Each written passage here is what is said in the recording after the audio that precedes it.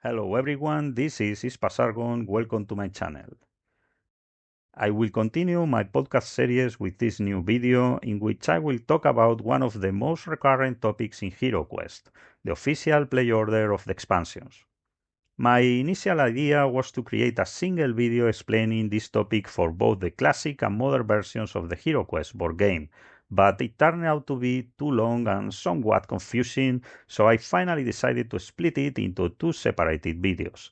In this first part, I will focus on the official play order of the expansions for the classic version of HeroQuest, and in a later podcast, I will cover the play order of the modern expansions.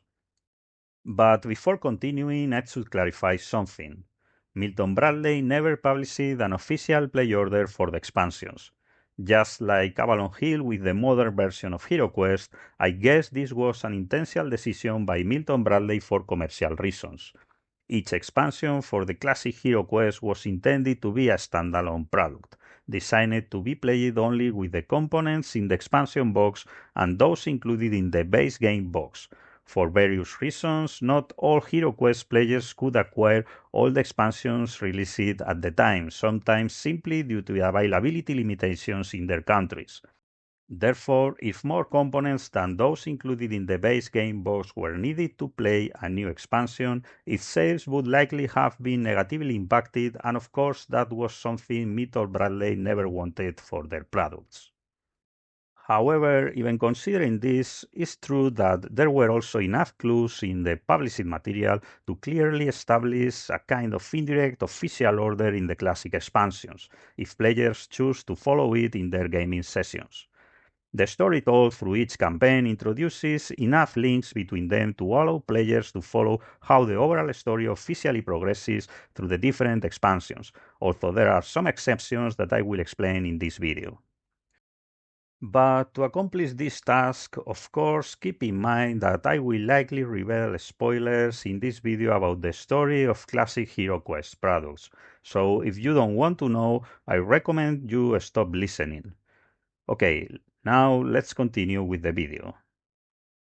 The first original versions of the game were released in Europe and Oceania and included 5 additional official campaigns. 4 of them were released as expansion boxes, and the 5th as part of the Advanced Quest edition of the base game box. In the European versions of the game, the official play order was quite clear from a narrative standpoint, thanks to the obvious connections between the different expansions, which could be tracked through most of their questbooks.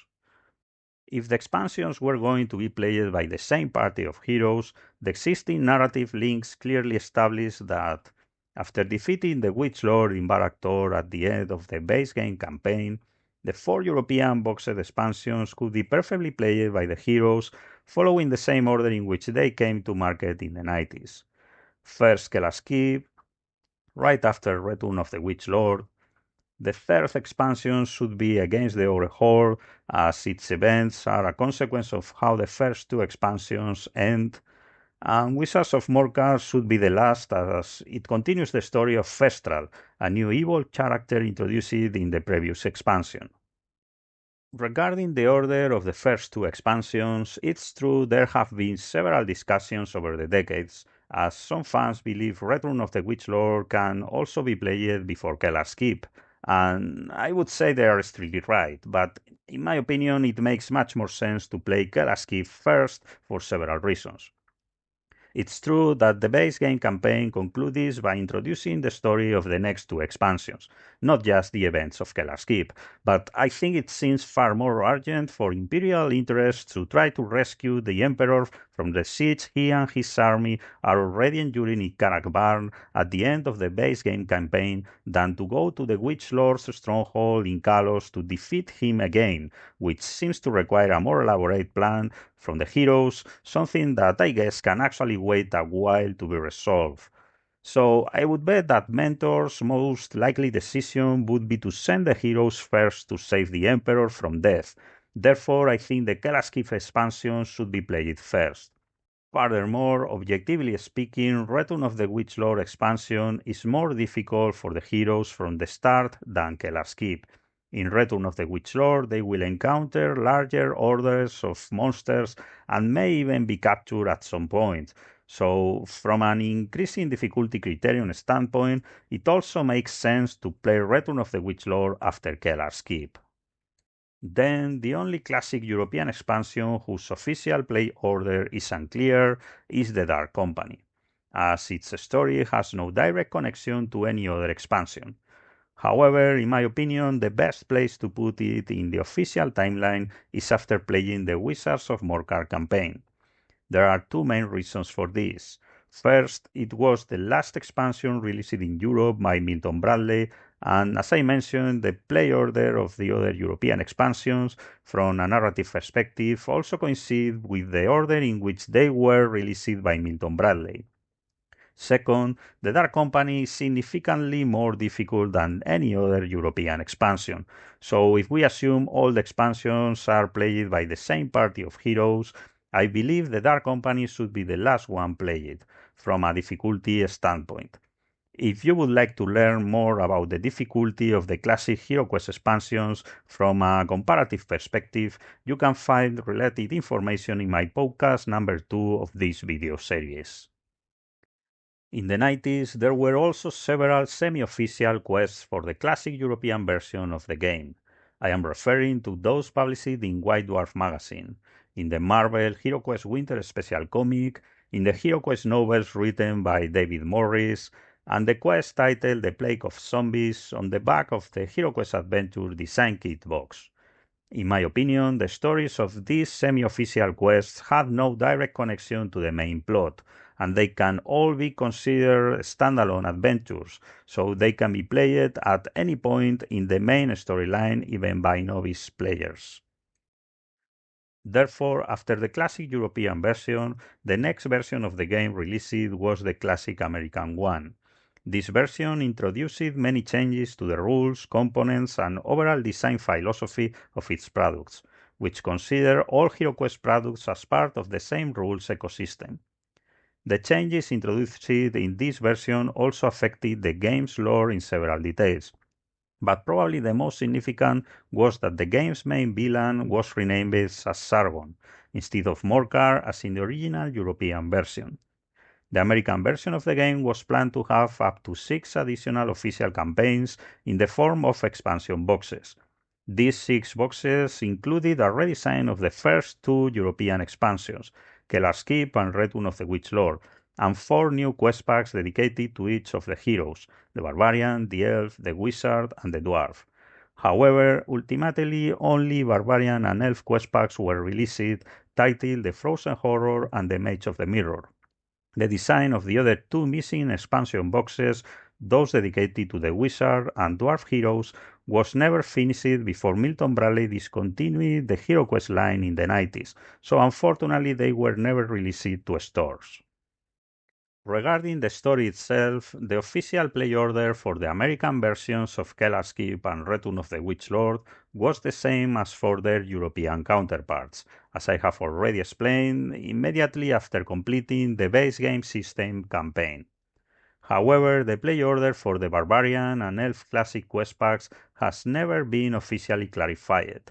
The 4 hero packs mentioned seems to be playable separately from the main story, if desired, at least for the first 3 quests.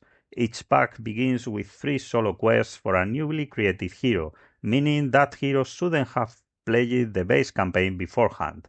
After these 3 quests, the solo quests join the rest of the party to complete the remaining campaign quests. Therefore, considering only the standalone stories this expansion tells, I don't think a clear official play order can be established for these 4 HeroQuest expansions, as they can be actually played in any order. However, based on my research, if we were to play them in order of increasing difficulty, I believe these 4 classic quest packs should be played in the following order. First, the Wizard quest pack, second, the Dwarf quest pack, third, the Elf quest pack, and finally, the Barbarian quest pack, as I really consider it the most difficult pack.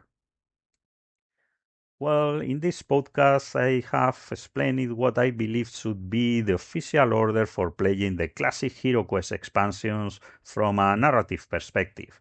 However, we must keep in mind that this official order doesn't cover all aspects of the main story or characters, which I think is great, as it allows players to create their own custom campaigns that fit within the main timeline, if they so choose. Some clear examples of narrative gaps not officially filled by the classic HeroQuest expansions include how Skullmar's story continued after Return of the Witch Lord, or even what consequences Ser Ragnar's betrayal had for the Empire at the end of the European version of this same expansion. Other examples of narrative gaps are, of course, what happens after the end of Wizards of Morcar expansion, or how all the stories told in the American quest packs may be connected. But I wouldn't want to end this podcast without mentioning that there was another classic official campaign I haven't yet talked about, the Japanese version of the base game. The characters and story told in this questbook are completely different from those in the other classic HeroQuest products, so no clear official connection can be established between their stories. Therefore, I suggest playing the Japanese campaign as an standalone story for new heroes, as an alternative to the campaigns in the other classic base games, if you would like to play something different. If you are interested in its story, you can download a free English and Spanish translation of the Japanese version of the game from the All-In Forum website. Please be true heroes and don't buy any physical copies of this translation or any derivative works, as their sale has never been permitted and never will be by their authors for obvious reasons. Well, that's all for now. As I mentioned, I will continue with the second part of this topic in a future podcast where I will talk about the expansions for the modern version of HeroQuest and the official order in which they should be played. Thank you so much for listening. I hope you enjoyed the video. Subscribe to my channel to stay up to date with the upcoming videos if you like the type of content I create. See you soon in my next video.